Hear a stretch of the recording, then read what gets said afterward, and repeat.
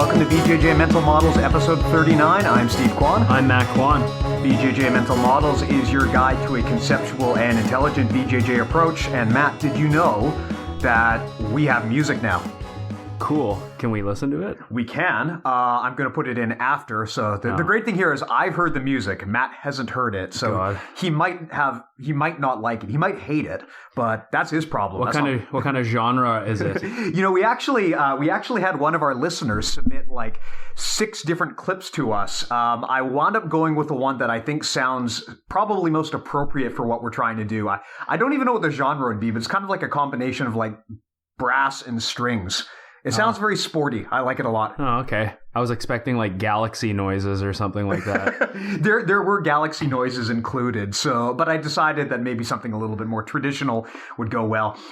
So big thanks to the guy who submitted it. Actually, he's a musician. He goes by the name Enterprise. His address is enterprise.bandcamp.com. That's Enterprise with a Z instead of an S. So give him a shout. Thanks again for your contributions to the show. Very helpful because we don't know anything about music. Yeah, really appreciate the help, and I hope I like it.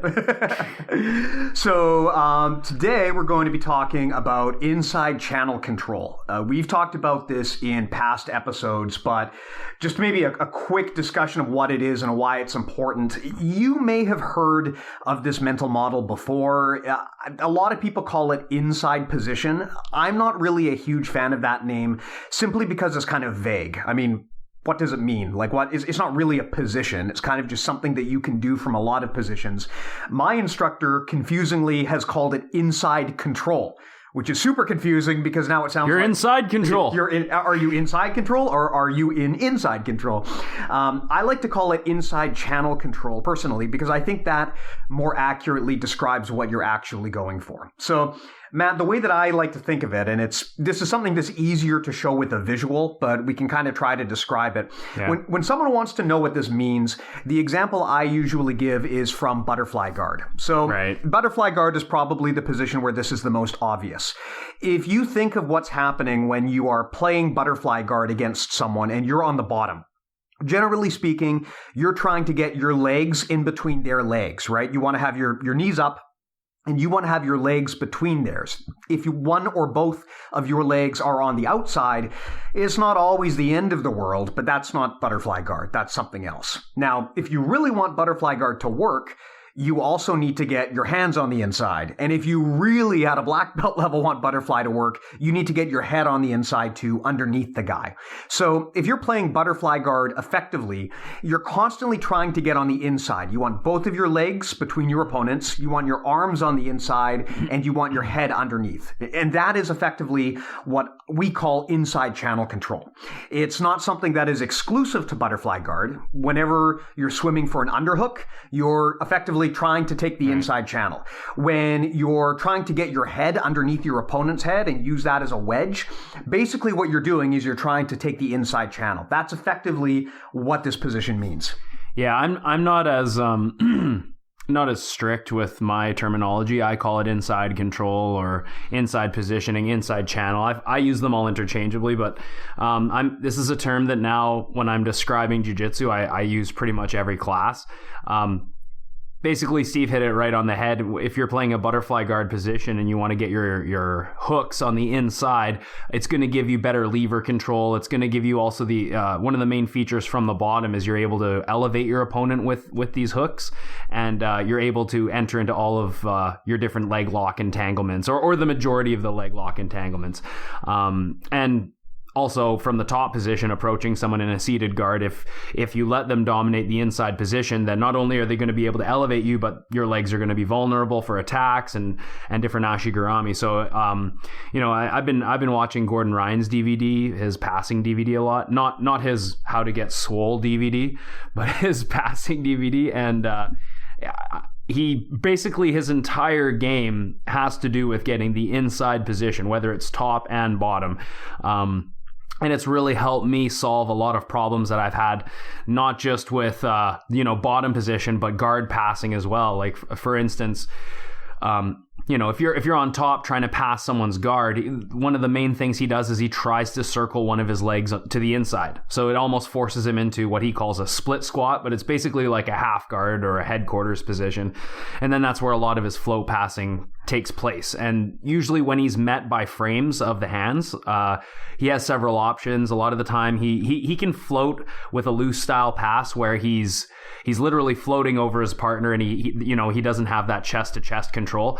But what I'm striving to get is something that he's showing where he gets to his split squat position, or his one leg on the inside, like the headquarters position, and then from there he does something called shin circling, which basically is just pummeling your leg on top of your other partner's leg. So I just refer to it all as pummeling and getting the inside position. And then if you get to that position, your opponent's pushing away with their arms, which is a pretty natural reaction to try and create space with your arms. One of the great things about his passing system is it allows you to now expose underhooks. And, when I first started playing with this, I was having issues because every time I would go for an underhook from the float pass position, I would get swept. And then I realized what I need to do is I need to pin my partner's head and shoulders. So a big part of what I do now when I'm trying to establish top pressure and top position and mount position is I try and get my head to the floor. And that's something that I've really gotten from Gordon's DVD. And you'll also see when he's, commentating matches, or when he's sort of narrating or answering questions about what to do when he's guard passing. Generally, a lot of what he's doing is fighting for the inside position, whether it be like a bicep tie or an underhook or something like that. So yeah, that's really impacted my game, not just from the bottom position, but from the top position as well when we talk about passing. Yeah, that's a really important thing to bring up. When people think of inside channel control, they're often thinking of from the bottom, but honestly, it is incredibly useful to apply that strategy from the top as well. When I started really making a point of fighting for that inside position, it really improved my ability to prevent people from extracting my limb when I was trying to pass. Yeah. It really allowed me to keep my alignment. And something that I think is really important to understand is that inside position isn't just a position that you go for. It really should be a habit that you develop. Yeah, exactly. You should always be trying to pummel for the inside, whether it be with your feet or with your hands or even with your head. Even before you start trying to settle into a position, if you have the opportunity to get inside position, you should go for it. And if your opponent has inside position, probably a good idea to try to take inside position for yourself before you try to move on to a different position. Yeah, something I've been trying to do is classify what inside position actually does. Like if I was going to describe the principle of the inside channel control, what does it do? And the thing that I find is pretty common is it turns a frame into a lever. So if your partner is framing on you, like I said, you're putting pressure down from like the half guard position, and then they're framing with your arms. If you can swim an underhook or you can get an inside tie, you're going to be able to basically dominate that frame as a lever. And whether you're going to pin that lever or you're going to pummel and then get chest to chest, you're still turning a frame into a lever. And same thing from the bottom.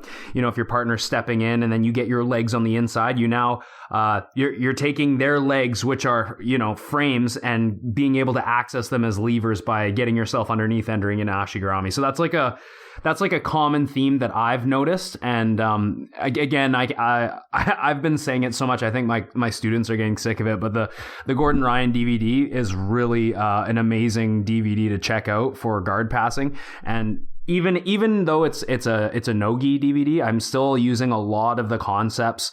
I'm using a lot of the concepts in the gi as well. So the main things I've taken away are the importance of pummeling the inside channel, the importance of pinning the head and shoulders before trying to free your leg, getting chest to chest with your partner, and just overall the sense of head position that you have is super important, especially in a sport like no-gi, where you don't, like, one of the things that I sort of struggled with when I was first, really trying to hone my no-gi game is I wasn't ever able to apply pressure without my partner moving around because there's no grips or anything, right?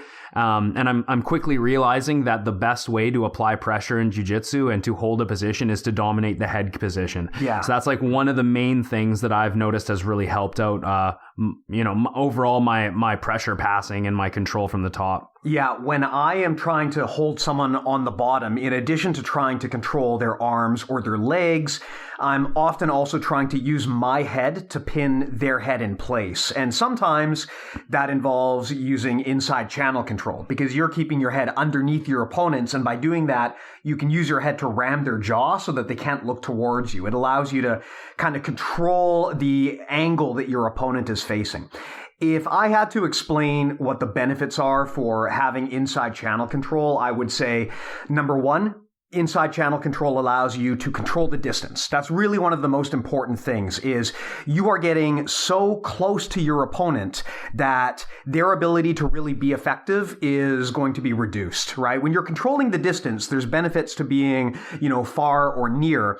But if you get so close to your opponent that they can't really be effective against you, that's awesome. Especially as a smaller guy, I'm using this a lot because I don't necessarily want to fight strength to strength. But if I can get inside close enough, then it allows me to neutralize that as a concern.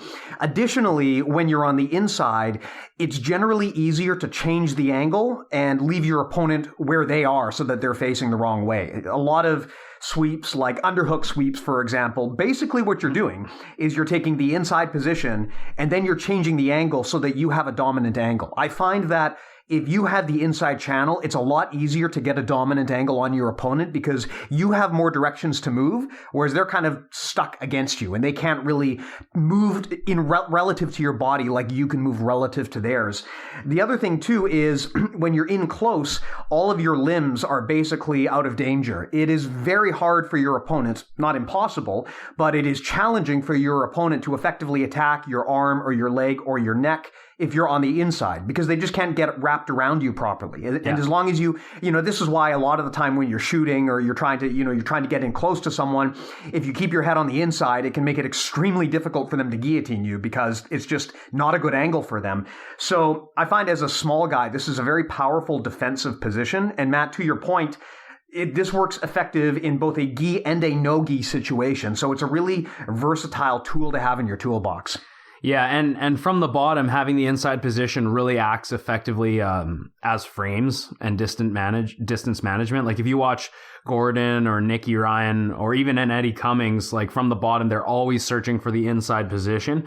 When's the last time you saw those guys get their guard pass? It never happens, right? So it's very important to always maintain that inside position. And if you're on top looking to pass, it's very important to at least get one leg on the inside to nullify their ability to get underneath you and to get into those ashigaramis. And I also find it interesting how I don't know if this is just for me, but I seem to see a lot of this because you'll see guys that, just primarily do no-gi, like the Danaher Death Squad guys. And then there's guys that do primarily gi that you see on the IBJJF circuits. And I find that the general style of no-gi fighters, I find, is try to get to the inside channel, whether you have a single leg X game or a butterfly game or whatever. And the gi guys tend to wrap their legs around, and I don't want to say give up the inside channel, but if a lot of the gi game can be utilized with your legs around the outside, whether it's a close guard or a Della Hiva hook or a half guard or whatever. So it could be a function of the gi.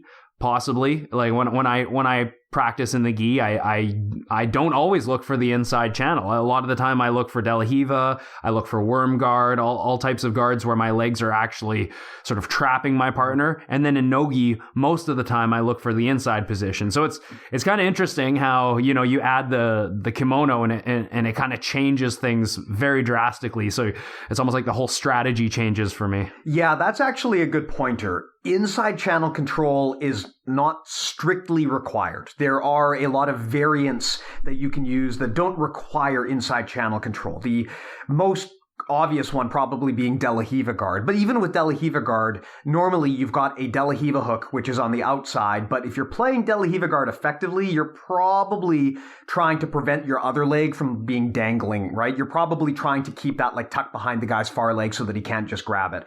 Now, to your point, in the gi, the situation can change a little bit because the gi gives you so many more levers over your opponent. With something like Della Hiva guard, you can use the gi to kind of force your opponent to look away from you, and you can compensate for the fact that you don't have inside channel control by having really good gi grips. Now, that said, though, even in no-gi, Rob Bernacki has demonstrated that you can play Della Hiva in no-gi still quite effectively. So inside channel control is not the be-all, end-all. You can actually be very successful with other strategies. I mean, a lot of guys, for example, do like overhand takedowns, or they'll go for the whizzer. This is basically outside channel control, and it still works. But I find personally, if you want to have the mobility advantage and you want to have a very defensible position, and you want techniques that will work against much larger opponents, I find that going for the inside channel is much more effective most of the time. It is very hard to whizzer someone and dominate them if you're smaller than them. But if you get an underhook, that's going to work regardless of size. Mm-hmm. And like I said before, like I mentioned earlier with the guard passing,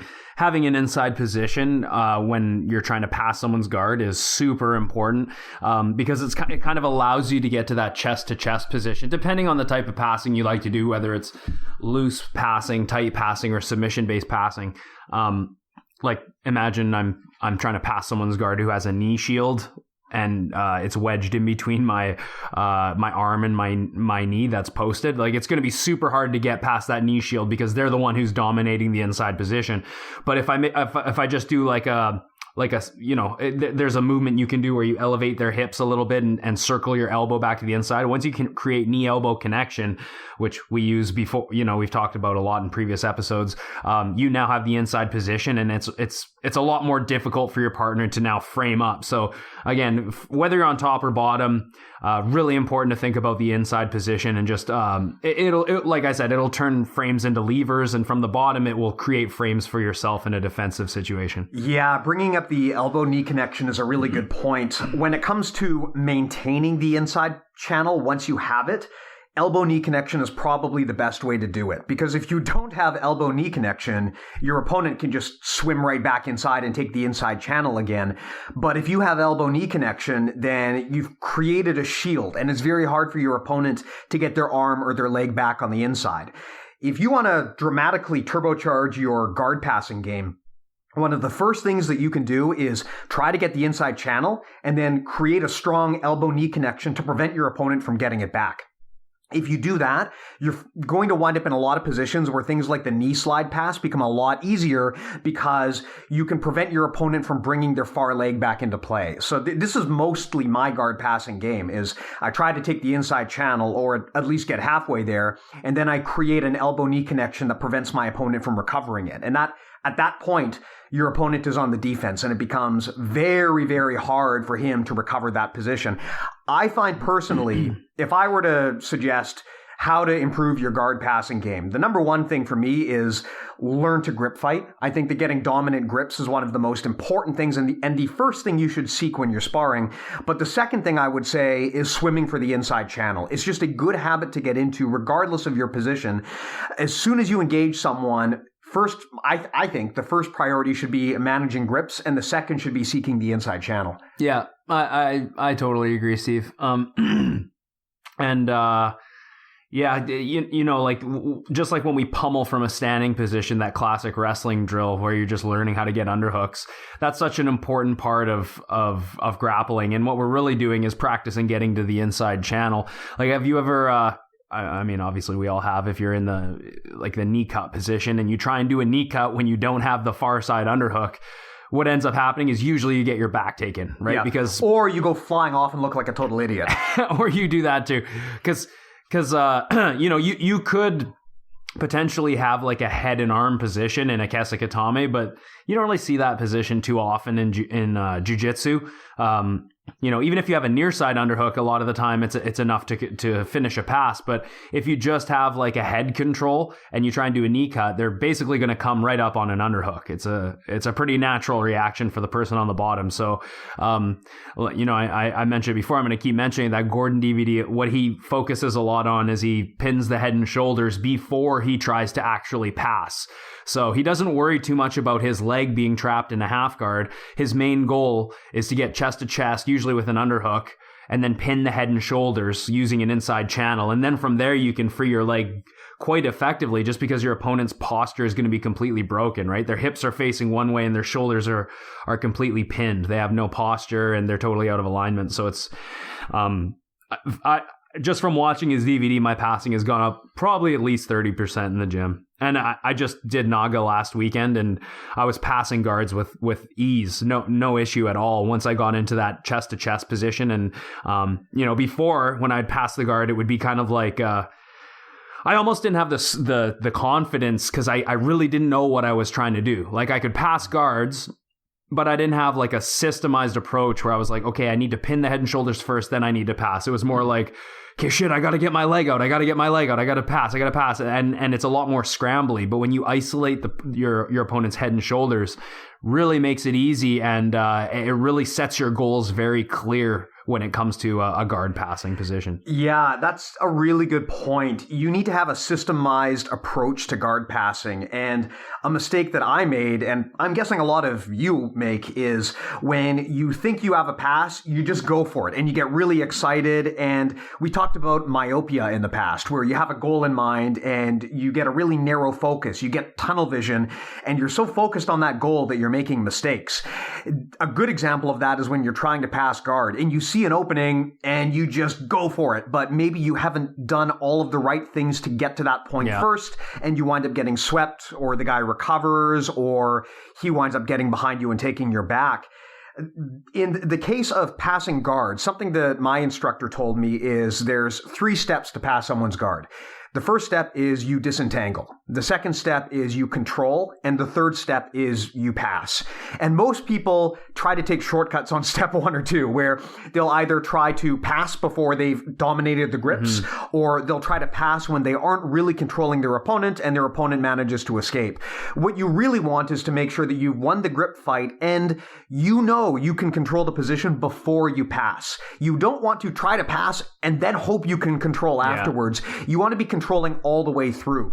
When you look at high-level pressure passers, you notice that getting your guard passed by them looks like it really sucks. And Matt, you've sparred with these guys, so you can probably attest. When you're sparring with a high-level pressure passer, it sucks all the way through. It's just a very demoralizing process, and they keep control the whole way through. That is so important to trying to pass. It's not a matter of just trying to shoot out of the chamber like a bullet and then hope that you're able to control afterwards. You have to have confidence in your ability to manage grips and control the position before you start trying to pass. Yeah, and a big thing is tempo as well. Like Keenan calls it, is basically what you're describing is, if your partner is dominating the grips and you're trying to pour on like passing pressure, whether it's with weight or with speed, you're basically just going to keep getting tied up, and they're going to be the ones that are either going to counter you or they're going to dominate the position. But if you can break the grips and then, create a different angle and then go back in when your partner doesn't have grips, you're going to be ahead of them in the tempo. So that's another thing that I think about a lot. But it's funny, throughout my purple and brown belt years, I basically tried to use a lot of loose passing. So I was really getting into like leg drags and X passes and footwork type passes, using speed and timing to pass.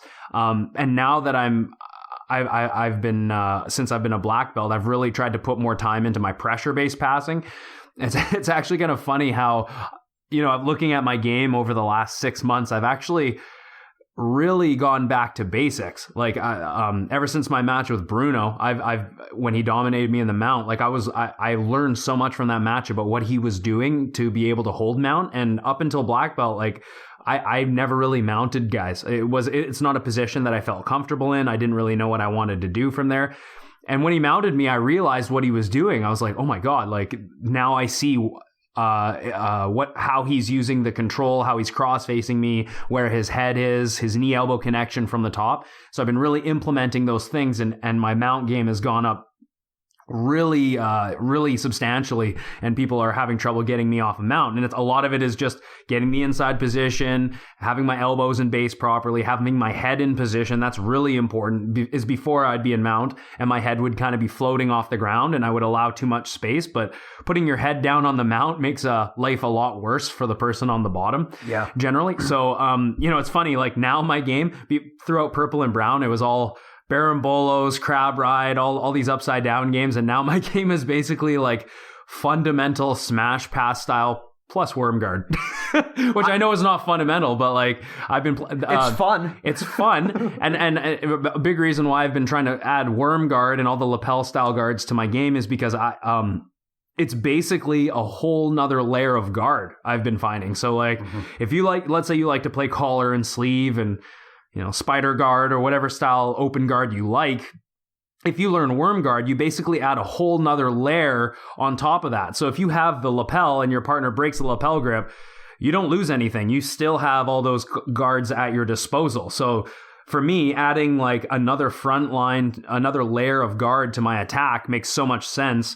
And I think that's why Keenan's guard is like, it's pretty much almost unpassable, right? Yeah, I like worm guard a lot. At first, I thought it was ridiculous and exotic, but it still is.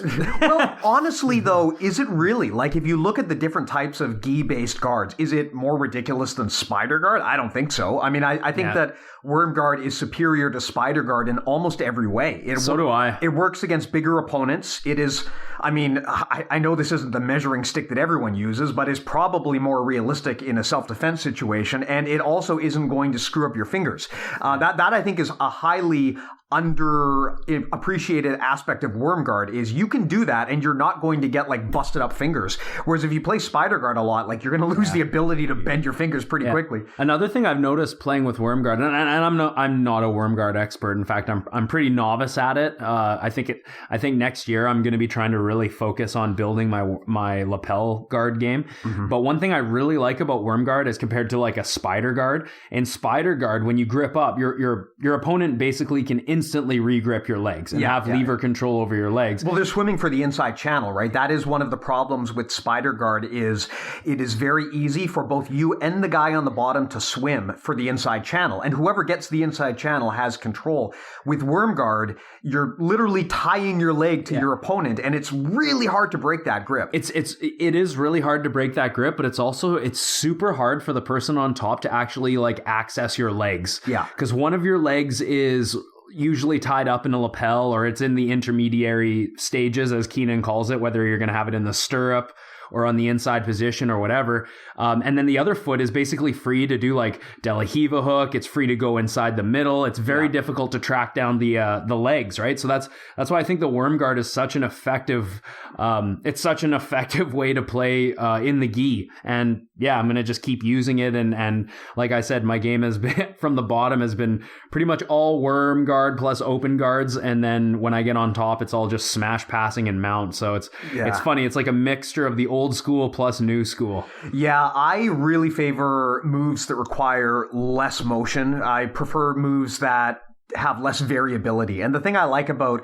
the more pressure-passed game is, first of all, speed-based games tend to require athleticism that I don't have. But second of all, speed-based games have a lot of margin for error. If your game involves a lot of motion creates variability. And in my mind, variability is bad. Whereas a pressure-based game usually relies on minimal movement and lots of control. And I find that the outcome of that is much more predictable. You know, if you're trying to do like a lot of cartwheels, I mean, I know you've had success with that, but I find that things like that it's like a dice roll. It can, you know, sometimes it works in your favor, sometimes it doesn't. Whereas pressure passing is much more predictable. And I think predictability is very, very important in grappling. It's really one of the only things I think that you should actually look for. We mentioned in prior episodes about how I've changed my game to focus less on going for the submission and more on just having predictable outcomes. And that's why I favor moves that have a greater economy of motion. If you can move less, the results seem, at least to me, to be more predictable. Mm-hmm. Cool. So in terms of inside channel control, Matt, do you feel that this is a big guy or a little guy strategy, or do you think that this is something that everyone can use equally? It's definitely something that everyone can use because we all have you know, levers, and that's kind of the whole basis, like I mentioned earlier, is turning a frame into a lever. And it's, if you're a small guy wrestling a big guy, you definitely want to get the inside position. At least that's what I've found. And someone who's really good with their frames, and you're fighting someone who's got really good framework, getting the inside position is basically how you're going to shut down that frame. So Yeah, I think it's for everybody. And I think personally, it's just as applicable in gi as it is in no gi. Yeah, absolutely. Like all the single leg X positions are still very applicable in the gi and, X guard and all that stuff. I love playing those positions. So, but I definitely think that the outside position is more favorable in the gi, in my opinion. I've also noticed that lately I've had a lot of issues. This is a little bit unrelated, but I've had a lot of issues like finishing leg locks because people at my gym are now getting so aware of them that they're becoming harder and harder to come by unless someone's completely new. Mm-hmm. And man, Keenan, was it Keenan who said? No, he said barambolos don't work, which is also kind of true if your opponent knows a lot about barambolos. But the main issue with barambolos is the best defense is just to not let the guy barambolo you. Yeah, the guy kind of has to play it, right? He has to, he has to give you a particular response to make it work, and you have to be quick, and you have to be pretty specialized in that field, and you have to be committed. Yeah, but who said leg locks don't work? Magalesh? Vinny Magalesh? I don't know. I think he said leg locks don't work, right? And in a way, it's the same thing. They kind of don't work. I mean, they obviously do, but against someone who's a really high level, it's very difficult to make leg locks work. Someone who understands braking mechanics and control mechanisms and all that stuff, it's hard to make leg locks work. But what I've been using a lot in competition lately is I go for leg locks, and then as soon as my partner defends, I abandon the leg lock and I come up for two. That's my whole game. It's super effective to get the top position because, yes, it's going to be hard to finish a really good opponent with a leg lock, but they basically have to defend, and a lot of the time, what that involves is them giving up their base. So yeah. I've been trying to structure my game now. I'm focusing a lot on points lately and positional play, and a lot of how I've been successful in that regard is I go for a leg lock and then immediately come up for the top position. That's my whole strategy. I find that, as someone who really enjoys single leg X guard and X guard, what I like to do is go for the inside channel, get under the guy, sweep him, threaten a leg lock, just a basic ankle lock, probably never going to get it, but then switch to a leg drag from the bottom. Pass their leg over like I'm going for a heel hook, but then just get up into a leg drag. And I find that super effective. To your point, everyone now trains leg locks, or at least they are used to leg locks enough that they know how to defend. And that's now becoming an area where people have shored up their defenses. But while people are focusing on that, there are going to be openings elsewhere. You mentioned moving back to the mount. I mean, I think the mount is a heavily underappreciated area of jiu-jitsu, and it has been for decades. It is such a powerful position, but because the game has developed in so many other areas, people have moved away from it. And sometimes it's not good enough to just be really good at something, but you have to understand where your opponent's defenses are and then move around them. And I mean, even if you're an armbar specialist, if you're sparring with a guy and clearly he's really good at defending armbars, you probably don't want to just keep trying that technique. You probably want to pivot to something where you're more likely to get what you want. You generally don't want to take the path of most resistance. You want to take the path of least resistance. So right. You have to look at where your opponent is defending and find ways to get around that rather than trying to break through their defenses directly. Yeah, one of the cool things that that's really helped me secure my mount, because like I said, the last few years I've really neglected my mount game. I always prefer side control as a more offensive position, but I'm really loving the mount lately. Like I said, getting an underhook or even double unders is one of the most important things, but just the head position, getting your head to the mat and either driving your shoulder into your partner's chin or cross-facing them violently with your shoulder and bicep. And basically, I guess the best way to put it would just be smothering their face with your chest, or if you got a high enough mount, it's going to be your belly, right? Mm-hmm. And that's really something that's helped me. And another thing that I really like that Gordon shows is when he gets his if he decides he wants a chest-to-chest position with his hands clasped, I always struggled when I clasped my hands to stay on top, because I felt like as I was holding my partner down, I would be tipsy.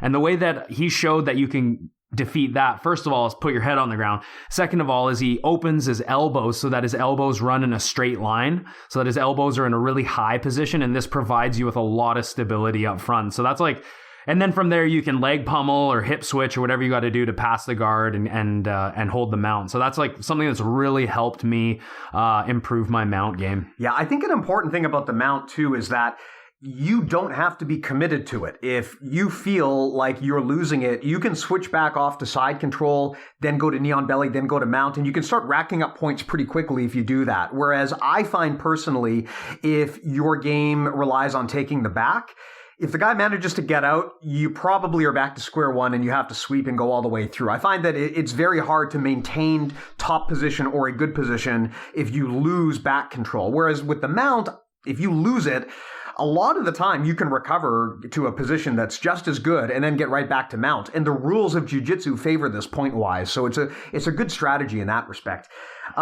Matt, something that you mentioned earlier that I wanted to get some more clarification on. You talked about how the benefit to inside channel control is that it turns frames into levers. Can you explain to me exactly what you meant with that? Yeah, well, like I like the example of a knee shield or just like a half guard where your partner's got like frames with their hands. Like, first of all, you got to get through that knee shield. And second of all, they're going to have those frames in front of their face it's basically denying you chest to chest position, right? So when I get to that split squat position or the knee cut position, if I can get my knee to my elbow, I'm basically in a spot where I can hip switch. I can get past that knee frame, right? And dealing with their arms as frames, if you get like an inside an inside bicep tie, or if you can go over the top and pummel an underhook, then from there you've basically negated that frame and you've pretty much either pinned the arm or you've pummeled the arm now, so you dominate the underhook. So what that's going to allow you to do is pin the end of the lever, which is going to be their shoulder, right? So if you can, what I've found is if you get the inside position on their arms, then basically they can't frame anymore. So you have now taken that frame and now you're using that frame against them as a lever and using it to pin their shoulders. I see. So what you're saying is that fundamentally, when you have the inside channel, you can get in so close that they can't even really frame. And then you can use their limbs as levers, and it's very hard for them to stop you because you're in so close, right? If you play, when I'm playing against someone who's really good at butterfly guard, it is annoying because they're in so close and they have your arm controlled and you want it back, but you just can't get it back. It's a terrible feeling. Like if someone is playing like a seated guard or a butterfly guard, their shins are essentially frames, right? Their feet are hooks and they're able to elevate you with those hooks if they can clasp their hands around you or whatever, but like their shins are frames. They're using their legs as frames and you don't even need to pummel both legs inside. I mean, Gordon does that as well. You'll be looking at like a double underpass or whatever if you're going to do that. But just pummeling one leg inside and forcing them into like a half guard, I've found has so much value because all of a sudden they can't triangle you anymore. They can't armbar you anymore. They can't butterfly elevate you anymore. They could go to position like a reverse Della Hiva or a half guard or whatever. But, especially in a no-gi situation where there's not grips, you're still quite free to be able to continue a passing sequence from there. And of course, it shuts down all of their leg lock entanglements. So being able to pummel one of your legs to the inside and putting them into like a one in, one out position really negates one of their main frames, which is their leg. And that's going to give you access to passing routes and float passing and all types of stuff. I would say when you are playing guard, whether you are on top or on the bottom, your number one priority should be winning the grip fight, and your number two priority should be swimming for the inside channel. I do this all the time. Before I even try to figure out what kind of passing strategy or sweeping strategy I want to use, the first thing the first thing is the grips, but the second thing I'm trying to do is get that inside channel. I do this a lot now if I'm like standing and the guy is playing a seated guard. He'll almost immediately try to get his legs on the inside, and then I step over top of one of the legs, and then he tries to bring his leg back on the inside, and then I step back over top, and I won't do anything until I have at least one leg on the inside. If I've got no legs on the inside, that's a bad scene. I learned this a long time ago. I was sparring with an MMA fighter who I probably outweighed by like 40 pounds. Tiny little dude. And he kept getting his butterfly hooks. And I thought, well, I'm just going to smash this little guy and just pass him. Was he a small child? I mean, geez, basically, he was tiny. But every single time I would try, I just wasn't respecting his underhooks or his butterfly hooks. Yeah. And I just thought based on size alone, I'd be able to just smash this guy. And every single time he was able to use that and footlock me, because you get so much mobility and power over the other guy if you have both your arms and both your legs on the inside. It's really hard to fight, and you should never underestimate that. Even against a much smaller opponent, don't think, oh, well, I'm a lot bigger. I don't care if he's got both of his hooks in. Make sure that you've got at least one of those hooks out before you try to pass. Yeah, remember, getting the inside position means to dominate your opponent's structure, right? Structure is a key foundation of alignment. Refer back to episode 1. I think we talked about alignment. Just listen to all of the episodes all over again. Actually, we would really appreciate the extra views. It doesn't actually achieve anything, but it makes me feel good about myself every time that little number goes up. Yeah, but that is like we were talking about, like pummeling and getting the inside position with a bicep tie or whatever. That is essentially breaking your opponent's structure, right, and dominating a lever, turning a frame into a lever. So making, like a prime example is, we're talking about getting one leg in, one leg out, like the headquarters position. Now, generally, when I try and pass, if my partner has me in like an open guard, let's say it's in the gi, and they have their legs sort of around me and I'm on the inside, but they have access to Della Hiva and open guards. One of my main attacks now is I try and control one foot and I stuff it in the middle of my legs. Yeah. So now it's like, that foot is, it could elevate me if I don't have good, if I don't have good alignment, it could possibly elevate me. And if they have a grip on my collar, they could elevate me, but it's a position where I know where that foot's going to be. And from there, I'm basically in the headquarters position or almost entering the float pass position. I know that their options are going to be limited from here, depending on the angle of their hips. And then I'm going to look to implement my float passing game or, whatever kind of passing I'm going to try and do from there. So that's one of my biggest things I like to do in the gi is stuff one of the feet on the inside. Yeah, me too. Or the other thing that I do sometimes is if I feel that my opponent is going for like a Della Hiva hook, I'll just squat down and establish a standing elbow-knee connection. Yeah. And I find if you do that, if he tries to Della Hiva you can just sit right down and collapse that Della Hiva hook. The mistake that a lot of people make when someone gets Della Hiva on them is they try to posture right up. Yeah. But if you do that, you're giving your opponent complete access to that leg. There's nothing stopping them from twisting your leg around. Whereas if you connect your elbow to your knee, now you can put all your weight down, and it makes it really hard for them to pull that leg free and twist you. Yeah, if you ever watch like really high level jiu-jitsu, specifically in the gi, but even in no gi, specifically in the gi, when you see guys on the bottom going for like outside channel positions, like is that a term we can call it? Outside channel? Yeah, it is, and it's a thing, right? Outside position, or I would call it the outside channel, and it's viable. Like Della Hiva. There's guys that base their game around Della Hiva, and a lot of judo throws rely on outside position because you're basically compensating for control with momentum, right? But a lot of judo throws require you to go on the outside. Yeah. So if you watch these guys try to pass. Like if you watch a guy try and pass a guy who has a Della Hiva based game and he's trying to get that Della Hiva, one of the more common reactions you'll see at the high level is the guy who's passing just sits right down, posts one knee in the middle as a wedge and a frame to prevent their partner or their opponent from, snapping up arm bars and triangles, and they'll just connect their knee to the elbow there, and then they'll just hang out and look for opportunities to get maybe double unders or to pass. It happened to me in Las Vegas. When I was going against one of Kaio's lightweights there, I knew once he pulled guard on me that he was trying to set up like a shotgun triangle or like an omoplata from the open guard. So I just sat down and basically had one knee up, one knee down, and just kept my elbow completely glued to my knee. I knew that as long as my elbow stayed glued to my knee, structurally, there'd be no way that he could attack my arm. So I just hung out there and kept trying to pass. And eventually he did. I think he threatened to Berimbolo, and I defended, but then he did get a sweep out of it. And then, I ended up... I guess Berimbolos do work.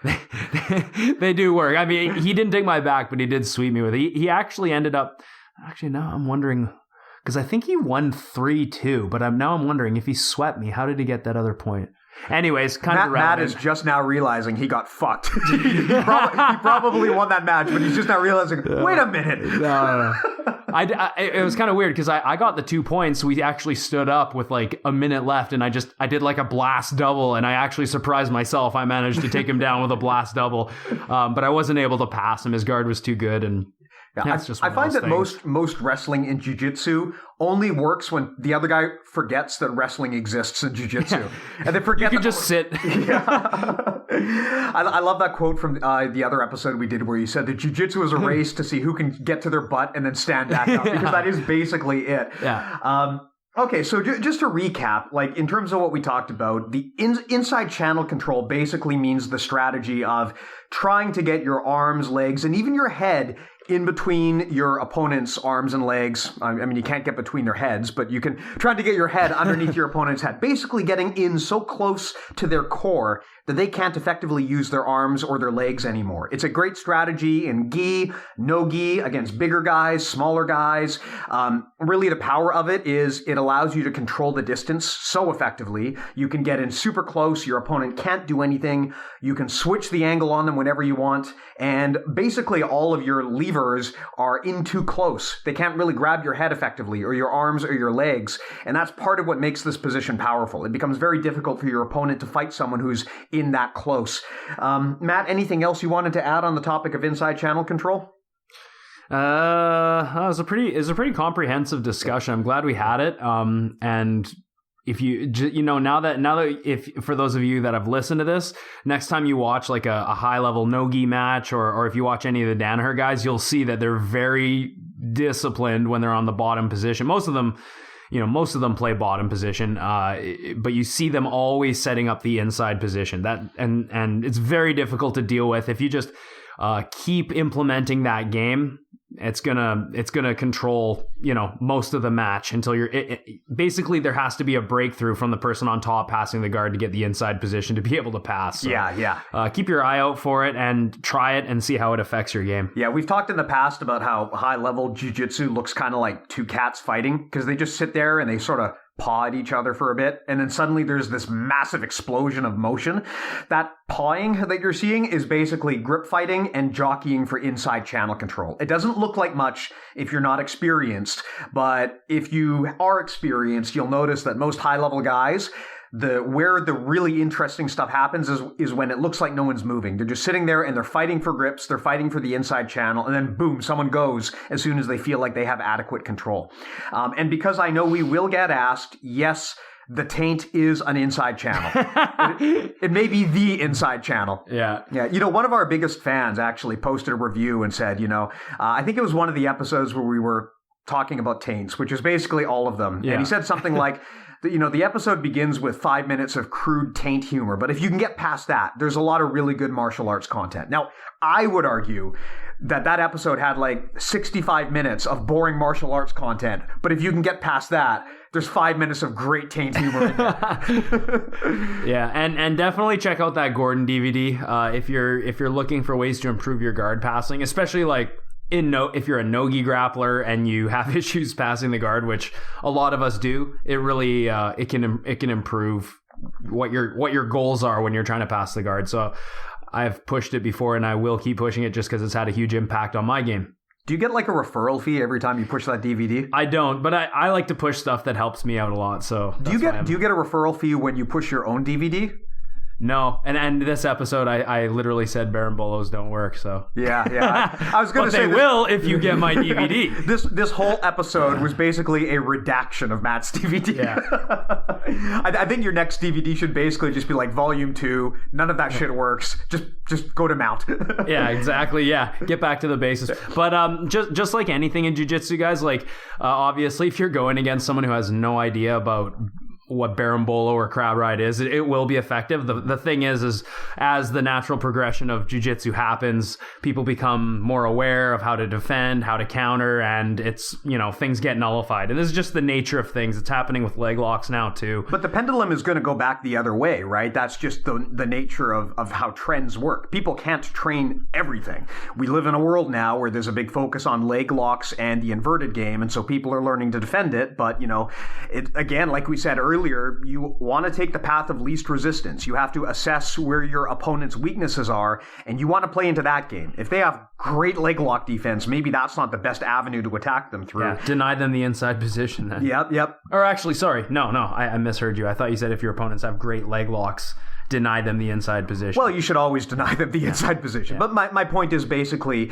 that having a lot of utilities in your Swiss Army knife is good, because if something is trendy now, that doesn't mean it'll be trendy 2 years from now. And people may kind of move away from that. And then once again, that becomes a viable strategy. That's one of the reasons why I love jiu-jitsu so much. It's just like, if you're not constantly studying and learning, then you're gonna fall behind. And there's a lot of schools that where the professor is kind of from a particular era or point in time, and they kind of have their game, and they don't feel the need to learn some of the new things that are coming out nowadays. You really have to, especially if you're a gym owner or you're a professional fighter or a professor. You really have to stay up to date with what's going on and study what's going on. Otherwise, you're just kind of just denying yourself knowledge. So. Yeah, you want to avoid a situation where you get kind of dogmatic like you see in a lot of traditional martial arts. One of the nice things about jiu-jitsu is a lot of these ideas get tested in practice, and it allows you to kind of weed out what works and what doesn't work.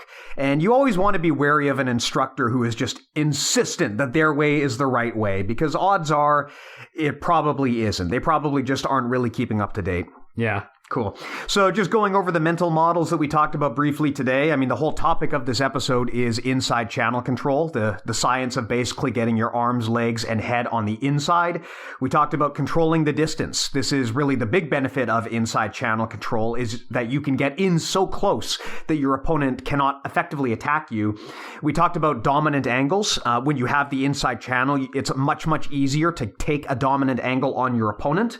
We talked about limb coiling. When you have when you're on the inside, usually your arms, legs, and neck are in so close that it's hard for your opponent to pull that free from the rest of your body. We talked about the elbow-knee connection. A very powerful way to maintain inside channel control is to keep your elbow and knee together, because that prevents your opponent from getting back on the inside. We talked about how grips dictate position. Again, when you're playing guard, either on top or bottom, your number one priority should probably be winning the grip fight. We talked about myopia, the tendency to get tunnel vision and over-focus on one objective to the point where you are ignoring things that would actually benefit you more. We talked about dictating the pace, or as Keenan has called it in the past, tempo, meaning effectively controlling the pace of the fight, being the one who is acting and not reacting. We talked about economy of motion. Generally, that moves are more predictable when there's less motion involved. And we talked about the path of least resistance, meaning that, you don't want to attack your opponent where it's going to be hard. You want to look for the easiest way to win. So if your opponent has a particularly strong defense in one area, you may want to explore other attack strategies.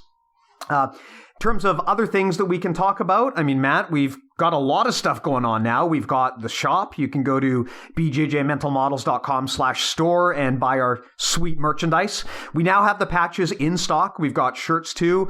You can order them there. If you want to buy the patches, we're selling them in packs of 1 or in packs of 3.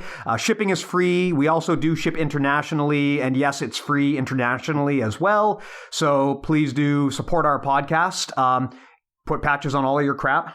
Yeah, let them know. Let them know. Yeah. But we really appreciate that. And obviously, it's just really cool to see people wearing our stuff. So thank you for all the support, and check out that store for some swag. Yeah, it is super, super flattering that you guys are so enthusiastic to the point where you're buying these patches and you're making intro music for us. I cannot tell you how much we appreciate it and how much we're humbled by it. I never thought we would have that kind of support behind us. Yeah, and if you send in pictures, we'll repost it, and we'd love to see you guys wearing our patches. So. Absolutely, absolutely. If you want to hear more from Matt and myself, go to our website, bjjmentalmodels.com/join, and you can join our mailing list. Also, we're pretty active on Facebook and on Instagram, so just find us there if you want to get more regular updates. Matt, I got a question. Okay, so we had one of our readers read in. This is going to be an interesting one. He says, I absolutely love your podcast. Thanks so much for all the great insight. Oh, this is fake. Yeah, we already know it's bullshit. I have a question for you guys. I have trained in BJJ, mainly no-gi, for a little over 2 years and I love it. The last 6 months or so, I have got a number of skin infections. Ringworm 3 times. Ew. Yeah, I know. Impetigo, is that how you pronounce it? Or is it impetigo? I don't know. I know what it is. And a number of other infections that I never even knew existed. On the bright side, I am now very knowledgeable in various skin infections and treatments. It's been very frustrating because when I get these infections, I'm not able to train as I don't want to spread them to others at the gym. You're a good person. Yeah, we appreciate it. So this has caused me to miss a lot of training. Often I'm off training for a week or so, and a few times right after I come back, I've got another infection. Mm-hmm. It is very frustrating. Yeah. So my question is it common for infections to occur this often, or do you think my gym has a hygiene issue, either with mats not being cleaned properly or members not washing well enough, training with infections? So I actually replied to this guy and gave him my thoughts, and he provided a bit more insight. I have questions to be able to answer that. Yeah. He's explained that, he's already, he's very, very diligent about his hygiene, washing his gi, using antimicrobial soap. He's also brought this up with his instructor quite a bit. As he mentions here, it sounds like this wasn't really a big issue at first, but over the last few months, there's just been this recurring series of infections, and it kind of sounded like when he went to talk to his instructor's feedback was basically, it happens. Is it happening to other people at the school, or is it just him? So that's a good question. That I don't that's necessarily... Important. Yeah. That's important to know. If it's just one person who's getting infected, the reality is that for some people, once you get some of these infections, whether it's staph or ringworm, you could be more prone to it in the future. Is that actually true? Yeah. Some people are just unlucky. If you get a staph infection, usually you have to go on antibiotics or whatever to defeat it. And the thing about antibiotics is it also kills good bacteria inside your body. So you will be... your defenses will be down, and if you do get one of those infections, it can be a reoccurring thing. I'd recommend, hopefully your gym has a shower. Not all gyms have showers, so if you're fortunate enough to be at a gym that does have a shower, I would try and shower right away, not wait till I get home. If you're training primarily no-gi, I'd recommend you wear spats and long sleeve rash guard and just try and cover your body as much as you can. Although it sounds like you're taking all the precautions you can. And yeah, speaking with your instructor, if they just say it happens, that's not reassuring. I can't say that that's a lie. It does happen. The real test for me would be, is this a thing where multiple people are getting these infections, or is it just you? Because if it's just you, then it could be a situation where you are just unfortunately more prone to getting these infections. If multiple people are dealing with these infections and it's a reoccurring thing, then that could be a possibility as well. And also, it sounds like you're keeping your gear clean and everything, which is awesome.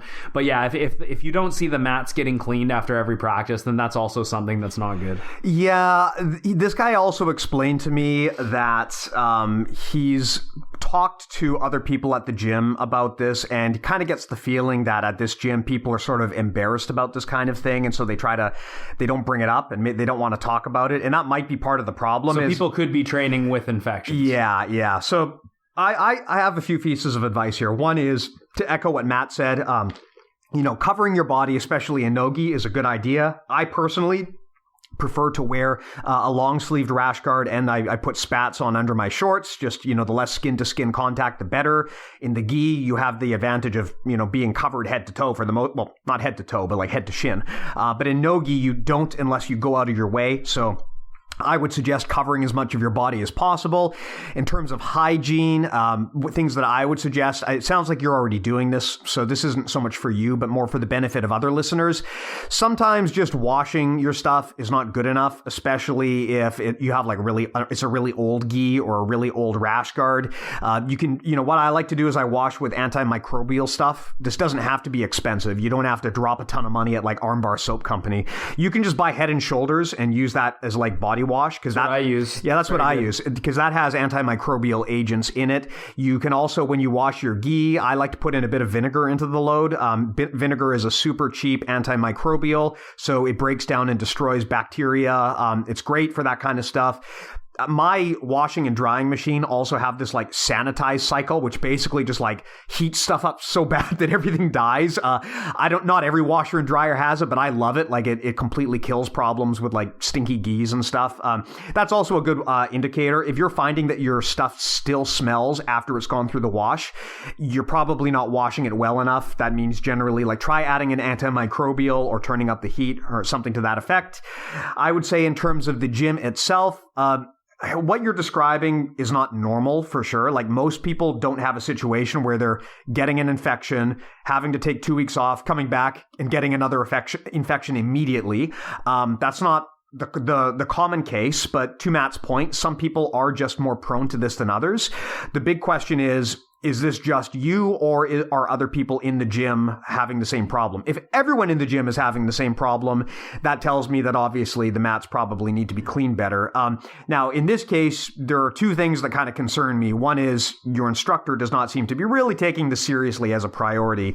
The other thing is that if infections are looked at as a source of shame that people hide, good chance that people are training with those kinds of infections. Yeah. And really, as an instructor, it is critical that you have people know, like, look, there's nothing to be ashamed of. This happens to everyone. Just be open about it. You also need people to understand that infections are serious business. Like a lot of the time, people don't think that these are a big deal, so they just figure, oh, I'll just train through it and it won't be a big deal. I mean, you can die from certain types of infections, especially staph. And the thing to bear in mind is even if you're not so concerned about your own health, you don't know who you're training with. You might be training with someone who doesn't have a great immune system, or maybe they work in like in a medical field where they are engaged with people who don't have great immune systems, like they're hospital, toddlers, children, old people. You don't know who you're training with. So really, if you have a skin infection, it's best to be completely open about it and just not train, and also tell the people at the gym so that they know to look out for it and to know it's nothing shameful. I mean, you wouldn't go and train if you have the flu. It's not a shameful thing to get the flu or to get a cold. It should really be the same thing if you get like ringworm or staph. It should not be a matter of shame. It should just be a matter of, hey, look, this happened. Everyone at the gym, heads up. I'm going to go away until it clears up. And Matt, to your point, if it is something serious like staph, definitely go see a doctor because you don't want that to get worse. And if it is something that you feel might actually be something to do with you, like you look into this and you decide, you know what, it looks like this is really just me it's happening to, it might be an idea to go see a doctor and just get a feel for whether maybe there's something about your immune system that's off, because what you're describing is not really standard. It is unusual to get skin infections at the rate that you are reporting. Yeah, if you are, first of all, if you keep getting these infections and then you have to keep taking antibiotics, not only will your defenses be down, but your body will actually sometimes gain or will develop a immunity to these drugs. And you can get MRSA, which is basically a form of staph which is resistant to antibiotics. And that's when things can get really serious. If you're getting these infections over and over, it could be, it's rare, but there could be a systemic situation where your body, like Steve said, your immune system is weak and well, I don't want to say weak, but just prone to these infections. So definitely, if you're getting all these infections repeatedly, I'd recommend going to see a specialist, and specifically a rheumatologist. And a rheumatologist will be able to give you blood tests that your average doctor won't know about. Quite exotic blood tests that test for things that check your autoimmune system and things like that. And it's don't mess around with this stuff. It sounds like you're doing all the proper precautions. And again, if your instructor is kind of not making a big deal out of it, then that's also not a good sign too. So I think having like an open, honest conversation with people at your gym, like Steve was talking and mentioning, that is kind of the best way. Because the truth is, a lot of people will get ringworm and not know. And they won't even know what it is, and then they'll just go to training, and then one day you'll see them with ringworm on. You're like, whoa, what the hell is that? Like, and to be fair, like if you've never trained jiu-jitsu before, like, I didn't know what ringworm was until I started training and someone explained it to me. Like, you might not know what to look for. And let's be honest, especially at the white belt level, you probably have little finger-sized bruises all over your arms and legs anyway. So it is conceivable that you could just not know what's happening unless someone explains it to you. Transparency is always better. And this is an opportunity, too, for you to kind of set the example in your gym. If you come out and basically are open about this and tell people, hey, I'm not training because I have this, you should check yourself and just make sure you don't as well. It sets the tone that is okay to talk about. And that is leadership that anyone in the gym can display. Yeah, I mean, the best thing would be if your instructor had that conversation. It's actually your instructor's responsibility to do, because the last thing you want as a gym owner or an instructor is to gain a reputation where people at your gym are dropping like flies with infections, right? So it's kind of in their best interest to nip that in the bud as soon as they can. So thank you. Great question. And I think that's sort of those skin infection awareness could be brought up more, especially amongst beginners in our sport. Yeah, it's something that I think every instructor should make a point of bringing up once in a while, just because you've always got people joining a gym and they may not know about this stuff. Like, we take for granted some of the stuff that we know about in jiu-jitsu that average people don't know about, and skin infections are one of those things. Even in a lot of sports, even for a lot of really athletic people who are engaged in a lot of sports, unless they do a lot of really close contact sports, they're probably not going to know all of the ins and outs of weird things that can grow on your skin. So education and transparency are key. And, jiu-jitsu in general, but specifically nogi, you're going to be more prone to scratches and minor abrasions and things like that. So maybe after each practice, after you shower, check over your body, see if there's any scratches or cuts or anything, and then apply polysporin or whatever you're going to do. Got it. Cool. Anything else you want to plug, Matt? No, but I would like to hear this music. Well, you know what? No. You're going to have to download and listen to the podcast just like everyone else. Oh, God. Okay. Thanks again for the chat, guys. Hope this has been helpful. As always, any questions, comments, feedback you have, you know where to find us. You can grab us on our website or on social media. We look forward to hearing from you, and we will talk to you next time. All right. Take care, guys.